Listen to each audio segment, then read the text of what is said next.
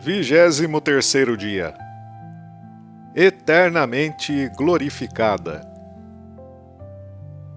Qual foi a participação de Maria na ressurreição de Cristo? Queremos sempre saber tudo e imediatamente, mas o tempo, aos olhos de Deus, tem um valor muito diverso.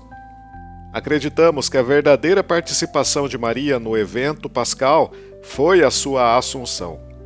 São Paulo nos recorda o que acontecerá a cada um de nós na ressurreição da carne, obtida graças à ressurreição de Cristo, quando também os nossos corpos ressuscitarão incorruptíveis e imortais.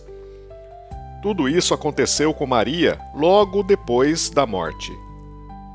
Ainda continua vivo na memória de muitos o que aconteceu em 1º de novembro de 1950, quando o Papa Pio XII proclamou solenemente o dogma da Assunção na Praça de São Pedro. Foi, na verdade, o dia mais importante daquele ano santo.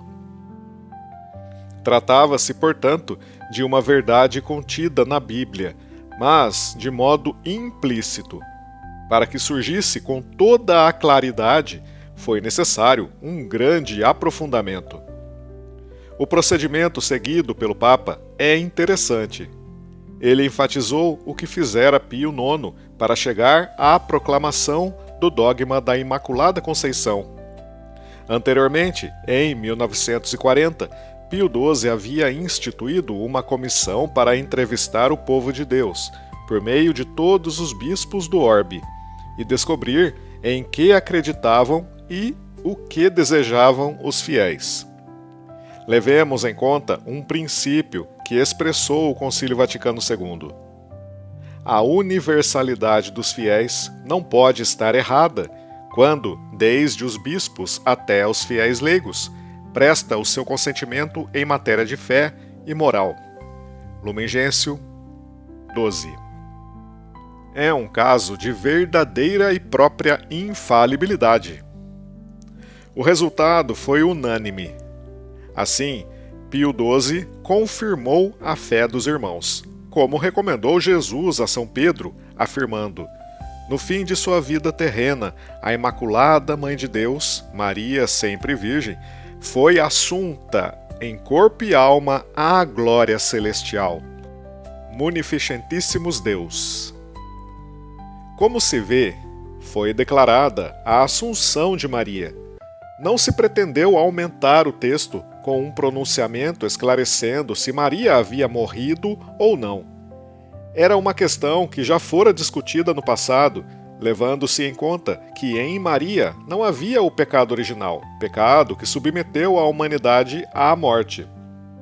Hoje, os estudiosos concordam que, assim como Jesus se submeteu à morte, também morreria Maria. João Paulo II afirmou isso como uma convicção pessoal. Hoje, porém, acreditamos que a questão não traz nenhuma polêmica. Interessa-nos observar melhor como as definições dogmáticas são provocadas ou por discussões e erros, pelo que exigem uma resposta oficial exata, ou pelo desejo de afirmar solenemente uma verdade na qual se crê há séculos e que celebra a liturgia, ainda que não esteja explicitamente contida na Sagrada Escritura. Primeiro, pois, os termos são determinados e as dúvidas esclarecidas. E também, depois da definição dogmática, seguem estudando os fundamentos e as consequências da afirmação de fé. No passado, se insistia sobretudo na grandeza de uma pessoa, enfatizando os seus privilégios.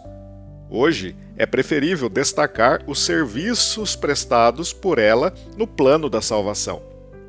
São dois aspectos que não estão em oposição, mas se integram, sendo ambos verdadeiros.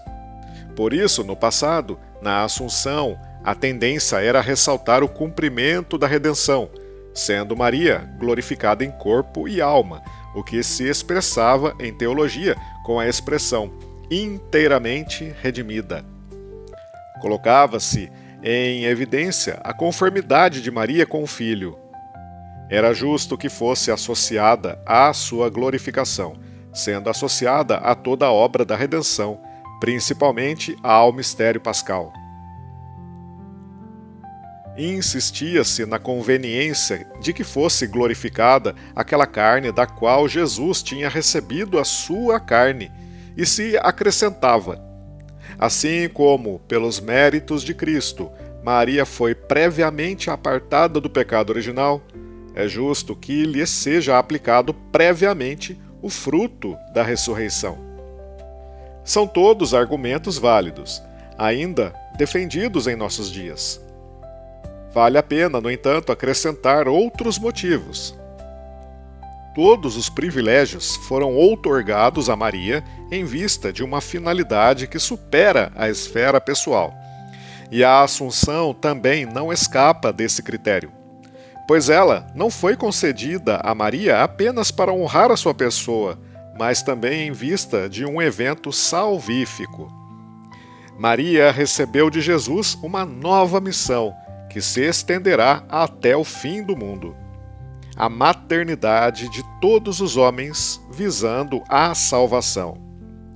Sua missão sobre a terra não havia acabado como acabou para os demais homens, que poderão contribuir apenas com a oração na comunhão dos santos.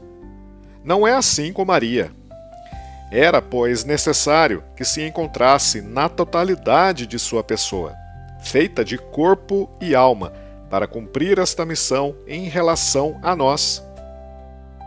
Agora, o corpo de Maria, assim como o corpo de Jesus, já não está ligado aos vínculos do espaço e do tempo. Por isso, a sua presença entre nós não cessa. Para dar um exemplo, vale relembrar as aparições de Jesus ressuscitado. Parecia chegar ou partir, embora as portas estivessem fechadas. Por isso, os teólogos se esforçavam para entender as propriedades de um corpo ressuscitado, entre elas a sutileza. A realidade é outra. Jesus disse claramente que permaneceria conosco até o fim dos tempos, e por isso está sempre presente. Quando quer aparecer, faz visível esta presença. Depois, terminada a missão, torna-a novamente imperceptível aos sentidos humanos, mas é presença contínua. O mesmo acontece com Maria. Além disso, sua presença já não tem as limitações de espaço e de tempo. Na Terra, ela vivia apenas em um local e com as limitações temporais que temos todos. Por isso, as suas ações também só poderiam estar limitadas pelas horas que passam e não voltam. Agora, não é mais assim. A sua atenção materna para conosco não tem limites.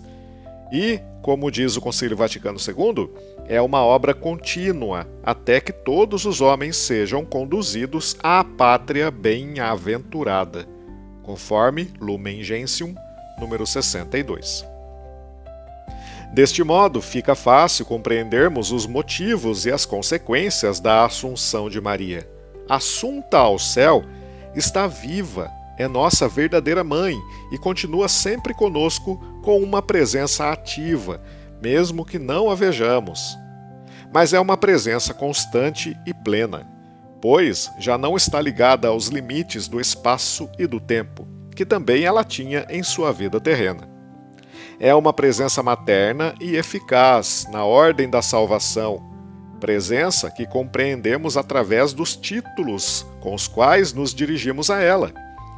Mediadora de todas as graças, refúgio dos pecadores, advogada, auxiliadora.